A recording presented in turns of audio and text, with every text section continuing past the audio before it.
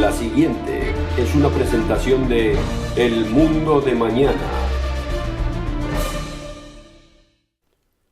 Fama fue una serie de drama americana que fue popular hace algunos años. La trama argumental era simple: jóvenes que asistían a una escuela de artes que intentaban aprender a bailar y a cantar con el propósito de llegar a alcanzar lo que ya se imaginó, la fama. El tema cantado tiene una letra y un ritmo muy pegadizos, pero además transmite un interesante mensaje, y es algo que no debe dejarse sin considerar. Aunque existe más de una versión, una parte de la letra dice lo siguiente: fama, voy a vivir para siempre, voy a aprender a volar.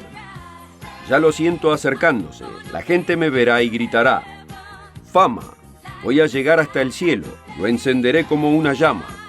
Voy a vivir para siempre, baby, recuerda mi nombre. Y repite la palabra recuerda 7 veces. ¿Por qué será que se nos debe enfatizar que lo recordemos tantas veces? Uno puede especular en el mensaje del autor de la canción, pero el tener que recordarnos tantas veces ciertamente trae en cuestión qué tan sólida y perdurable es realmente la fama. Mucha gente piensa que vivir por siempre significa hacerse de un nombre que sea recordado por siempre.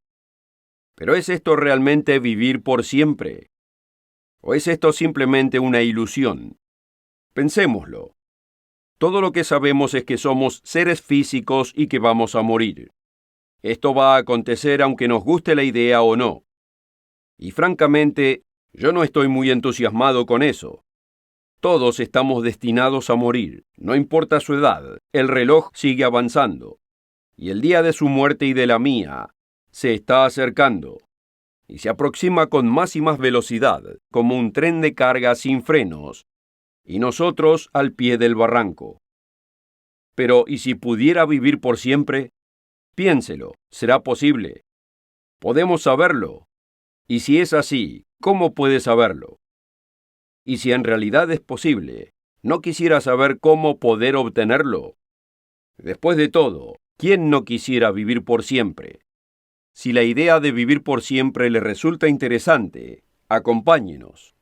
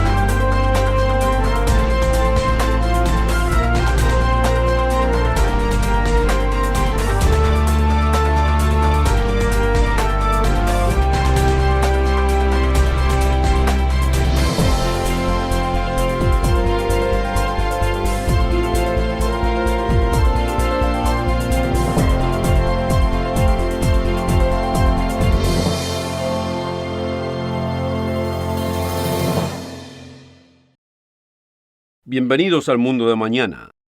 En el programa de hoy, vamos a investigar la idea de vivir por siempre. ¿Es esto posible?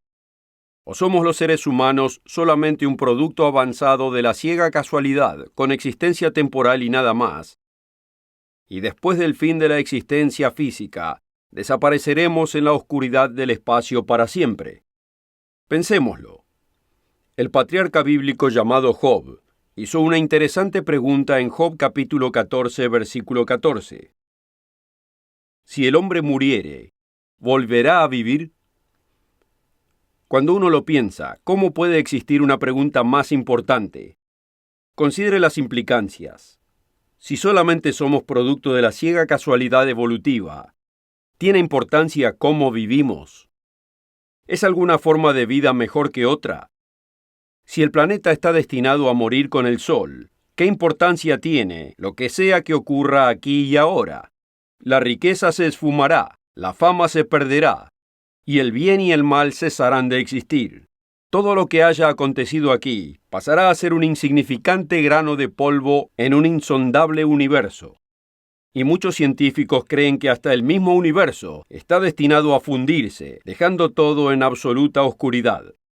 Por otro lado, si no somos producto de la ciega casualidad, si existe un poder mayor que ejerce, si existe un gran propósito para la humanidad siendo llevado a cabo aquí abajo, entonces quizás haya diferencia en cómo vivimos nuestras vidas. En este programa el tiempo no nos permite probar la existencia de Dios o que la Biblia sea la palabra de Dios. Tenemos otros programas que se enfocan en esas preguntas, pero hoy quiero mostrarles lo que dice la Biblia acerca de la vida después de la muerte. Cuando Job hizo la pregunta, si el hombre muriere, ¿volverá a vivir?, dejó registrada la siguiente respuesta. Todos los días de mi edad esperaré hasta que venga mi mutación. Aficionado a la obra de tus manos, refiriéndose a Dios, llamarás y yo te responderé. Primera versión Reina Valera. Job expresó la idea de que él era obra de las manos de Dios, de que en su vida estaba siendo obrado un propósito. Pero Job no fue el único individuo que expresó la creencia de un propósito. El antiguo primer ministro Winston Churchill creía que los grandes eventos en este mundo no eran casualidad, sino diseñados. Cuando habló ante una sesión combinada del Congreso americano, justo después del ataque japonés de Pearl Harbor, dijo lo siguiente: yo diría que tiene que ser un alma ciega, aquel que no puede ver que un gran propósito y diseño están siendo obrados aquí abajo, del cual nosotros tenemos el honor de ser sus fieles servidores. Un alma ciega que no puede ver.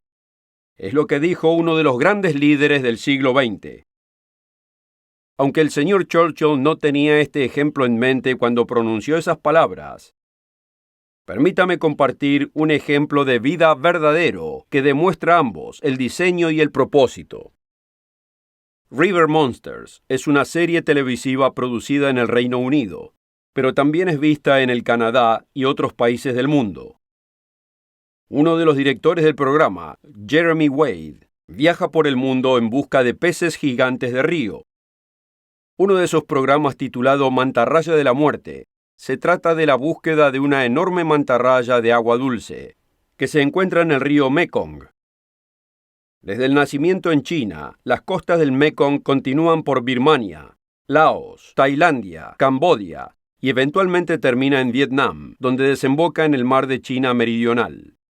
Después de algunos días pescando, Jeremy finalmente enganchó en el anzuelo lo que estaba buscando: una monstruosa mantarraya que pesaba más de 200 kilogramos. Con él estaba un equipo de investigadores que inmediatamente comenzaron a medir y a tomar muestras para hacer estudios. Al no querer perjudicar la mantarraya, la estudiaron en menor profundidad, pero primero tuvieron que asegurar el peligroso aguijón de su larga cola, con el que ésta puede latiguear. Aunque había mucha pasión en esta rara oportunidad de estudiar este pez, todos se llevarían una gran sorpresa al dar a luz la mantarraya a 2 nuevas crías, perfectamente formadas y listas para nadar por su cuenta. Apenas nacieron, los investigadores con una tela aseguraron enseguida las barbillas de la cola, previniendo así cualquier ataque a los investigadores. Pero aquí viene la parte más interesante. Jeremy explicó que las crías nacen con una cubierta protectora en sus barbillas, la cual se desprende muy pronto después de ser nacidas. Y en ese momento pasa a ser una peligrosa arma contra cualquiera que esté a su alcance. ¿Cómo puede ser esto? ¿No nos estamos enfrentando aquí al diseño y al propósito? ¿Por qué existe tal cobertura protectora? ¿Es a causa de que las crías pueden llegar a ser un peligro para su madre? ¿Pero qué pasó con la madre antes de haber evolucionado la cobertura protectora? ¿Y cómo exactamente pudo haber evolucionado esta cobertura en primer lugar? ¿No es esto una maravilla del diseño? ¿Un diseño con el propósito de proteger a la madre? Existen cientos de miles y hasta cientos de millones de ejemplos similares de diseño que los científicos quieren explicar con la evolución darwiniana. Para cualquier individuo que pueda razonar, Dios debe ser considerado como una posibilidad. Permítame repetir las palabras de Winston Churchill.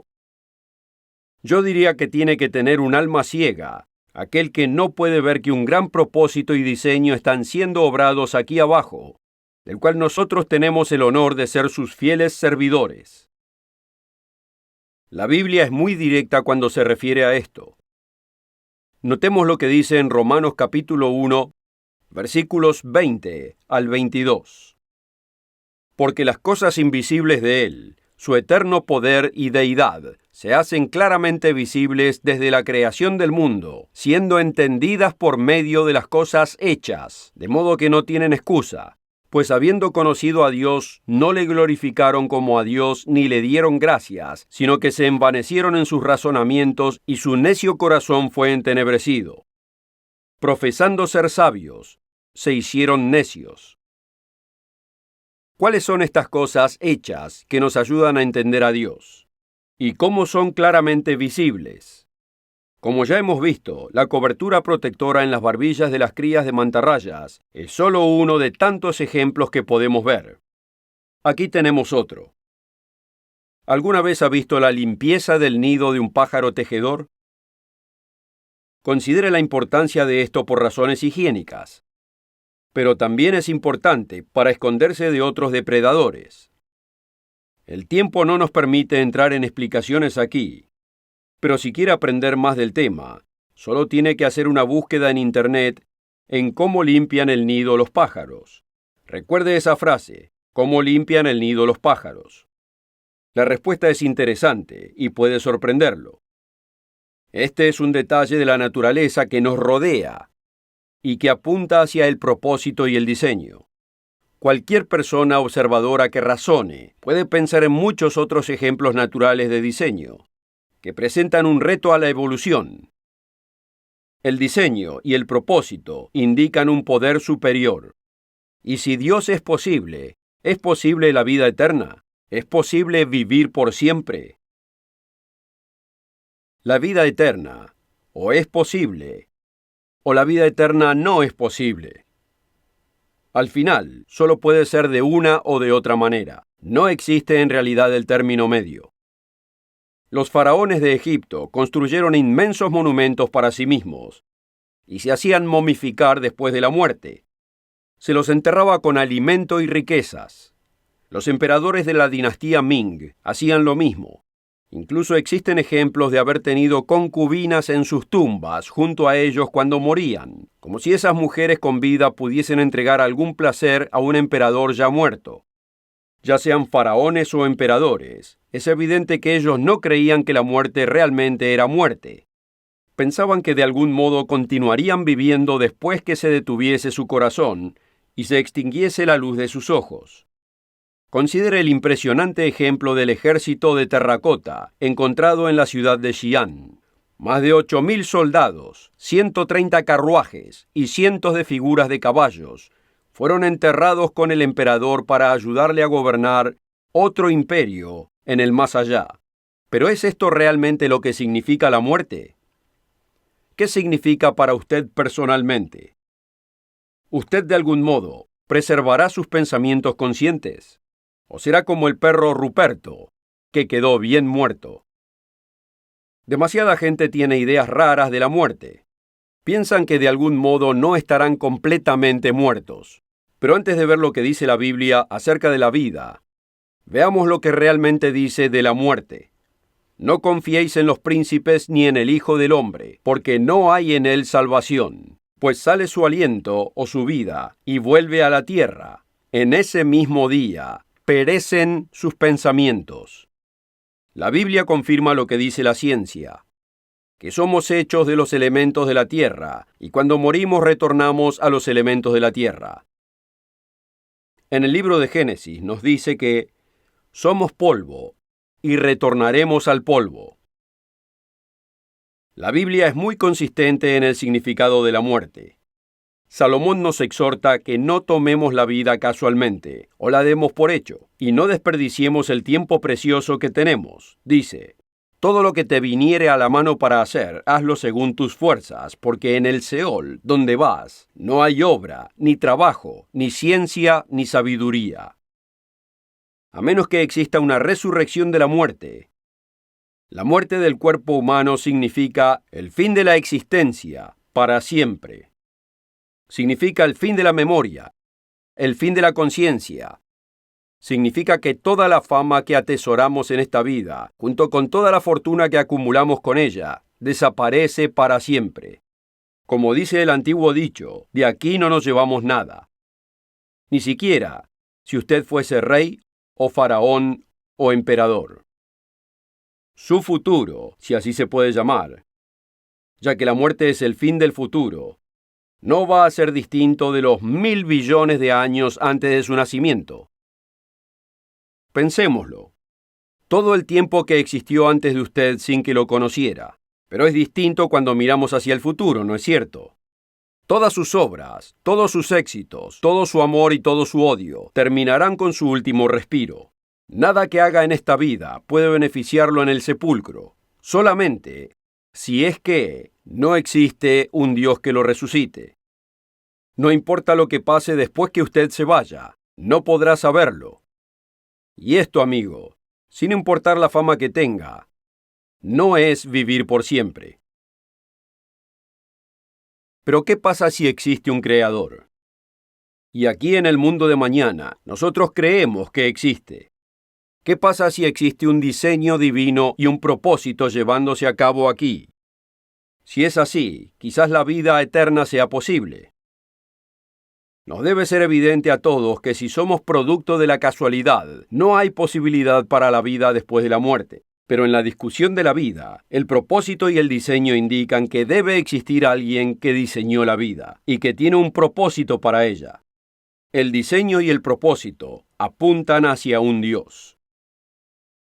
La Biblia dice ser la palabra de Dios y nos desafía.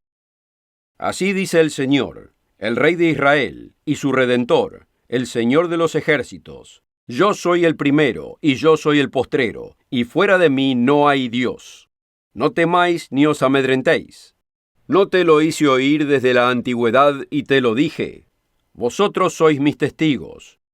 No hay Dios sino yo. No hay fuerte. No conozco ninguno. A través del profeta Isaías, Dios continúa su desafío en el versículo 24. Así dice el Señor, tu Redentor, que te formó desde el vientre. Yo, el Señor, que lo hago todo, que extiendo solo los cielos, que extiendo la tierra por mí mismo.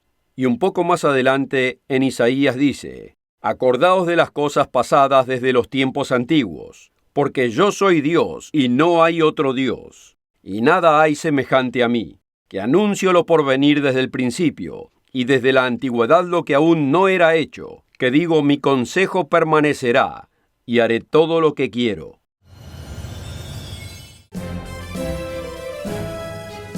La oferta de hoy es absolutamente gratis, sin costo ni obligación. Visítenos en elmundodemañana.org. Encuéntrenos en Facebook y síganos en Twitter. Con esta oferta también obtendrá una suscripción gratuita de la revista El Mundo de Mañana, cubierta de interesantes artículos y perspectivas relevantes de importantes temas de actualidad. El Mundo de Mañana lo mantendrá actualizado con noticias internacionales, profecía bíblica y el significado de la vida misma. El Mundo de Mañana. Llame hoy. Es fácil desechar las palabras como la jactancia de algún antiguo profeta, alguien que solo dice estar hablando por Dios. Pero cuando uno realmente examina las profecías bíblicas, uno encuentra una abundancia de predicciones específicas que han pasado a tomar lugar, incluso las que están siendo cumplidas en este preciso momento. La duración del programa no nos permitirá internarnos en estas profecías cumplidas, pero cubriremos algunas de estas en otros programas. Para el propósito de hoy, veamos qué nos dice este remarcable libro acerca de vivir por siempre. Ya hemos visto lo que dice acerca de la muerte, pero ahora veamos lo que dice acerca de la vida después de la muerte. Como vimos antes, Job hizo una relevante pregunta e inmediatamente nos dio la respuesta. Si el hombre muriere, ¿volverá a vivir? Todos los días de mi edad esperaré hasta que venga mi mutación. Aficionado a la obra de tus manos, refiriéndose a Dios, llamarás y yo te responderé. La Biblia está llena de referencias acerca de la resurrección de la muerte y de la vida después de la muerte, pero deja en claro que la vida eterna solo llega cuando sean cumplidas ciertas condiciones. Veamos este conocido pero no tan entendido pasaje en Romanos capítulo 6, comenzando en el versículo 23. Porque la paga del pecado es muerte, mas la dádiva de Dios es vida eterna en Cristo Jesús, Señor nuestro. Como vemos en este pasaje, la Biblia desliga del comportamiento presente la vida eterna, lo cual nos llega como regalo de Dios. No es algo que poseamos por naturaleza, y no es algo que podamos obtener al hacernos famosos. La fama es temporal, y aunque el nombre de alguien sobreviva por algún tiempo, el individuo no lo hace. Usted puede estar pensando, muy bien, este antiguo libro dice que existe la resurrección de la muerte y que podemos vivir por siempre. Pero ¿cómo puedo saber que sea verdad? Que el ser humano vuelva a la vida y viva por siempre. Después de todo, nadie jamás ha estado muerto y regresó para hacérnoslo saber. Pero alguien ya lo ha hecho y le voy a ofrecer evidencia para considerar esta afirmación. La cristiandad no comenzó con ningún otro, que no sea Jesucristo. ¿Qué fue lo que propulsó su nombre en los libros de historia y en una diversidad de grupos que dicen seguir a Jesús? Por seguro, Él no es absolutamente único, ya que hay otras figuras religiosas que han existido. Mahoma, en Islam, sobrevivió poco más de 1350 años. El nombre de Confucio y sus dichos han perdurado cerca de 2500 años. Pero ¿qué fue lo que causó de Jesús tal conmoción hace ya casi 2000 años? La Biblia y otras fuentes nos dicen que Jesús fue una persona real que vivió en el primer siglo de esta era y que llegó predicando el mensaje del reino de Dios y haciendo muchos milagros. Y no era el tipo de falsos milagros que muchas veces se ven en los evangelistas occidentales, como show para los ingenuos. Hasta sus críticos admitieron que sus milagros eran reales. Por ejemplo, uno de los príncipes de los judíos admitió esto en Juan capítulo 3, en los primeros 2 versículos. Y había un hombre de los fariseos que se llamaba Nicodemo, príncipe de los judíos. Este vino a Jesús de noche y le dijo: Rabí, sabemos que has venido de Dios por maestro, porque nadie puede hacer estas señales que tú haces, si no fuere Dios con él. A pesar que había muchos testigos, algunos querían ver señales que pusieran en claro quién era realmente Jesús. Y los judíos respondieron y dijéronle: ¿qué señal nos muestras de que haces esto? La señal que Jesús dijo que daría fue una que si tomaba lugar no podía ser fácilmente desaprobada. Respondiendo Jesús les dijo: destruid este templo y en 3 días lo levantaré. Dijeron luego los judíos: en 46 años fue este templo edificado, ¿y tú en 3 días lo levantarás? Mas él hablaba del templo de su cuerpo. Por tanto, cuando resucitó de los muertos, sus discípulos se acordaron que había dicho esto, y creyeron a la Escritura y a la palabra que Jesús había dicho. Esta no fue la única vez que le demandaron una señal. En el libro de Mateo, capítulo 12, comenzando en el versículo 38, dice: Entonces respondieron algunos de los escribas y de los fariseos diciendo: Maestro, deseamos ver de ti señal. Él respondió y les dijo: La generación mala y adúltera demanda señal, pero señal no le será dada, sino la señal del profeta Jonás. Porque como estuvo Jonás en el vientre del gran pez 3 días y 3 noches, así estará el Hijo del Hombre en el corazón de la tierra 3 días y 3 noches. No solo estaba prediciendo su muerte, sino que les dijo exactamente cuánto tiempo estaría en el sepulcro antes de ser resucitado a la vida.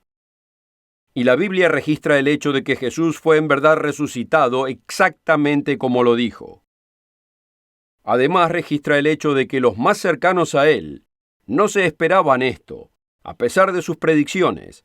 Todos parecían sorprendidos y estremecidos cuando aconteció. Uno de sus discípulos en verdad fue tan incrédulo al respecto de la resurrección que pasó a ser conocido a través de la historia como Tomás el Dudoso. Veamos cómo recibió este apodo. Dijéronle pues los otros discípulos: «Al Señor hemos visto». Y él, Tomás, les dijo: «Si no viere en sus manos la señal de los clavos, y metiere mi dedo en el lugar de los clavos, y metiere mi mano en su costado, no creeré». El registro es claro.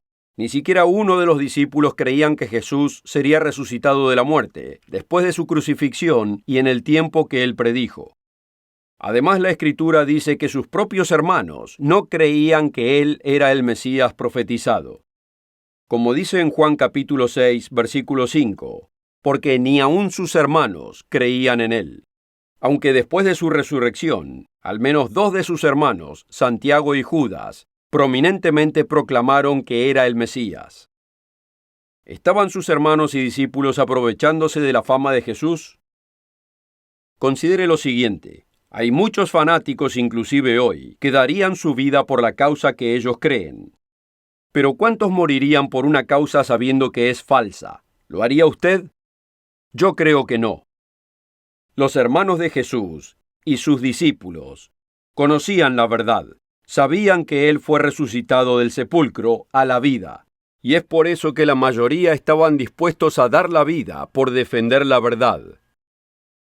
Podemos ver en la Biblia cómo Herodes mató a Jacobo, el apóstol. La tradición dice que 11 de los 12 apóstoles fueron mártires. Solo Juan parece haber escapado de este fin. Este libro, la Biblia, merece su confianza y su respeto. Y usted puede probar que es real.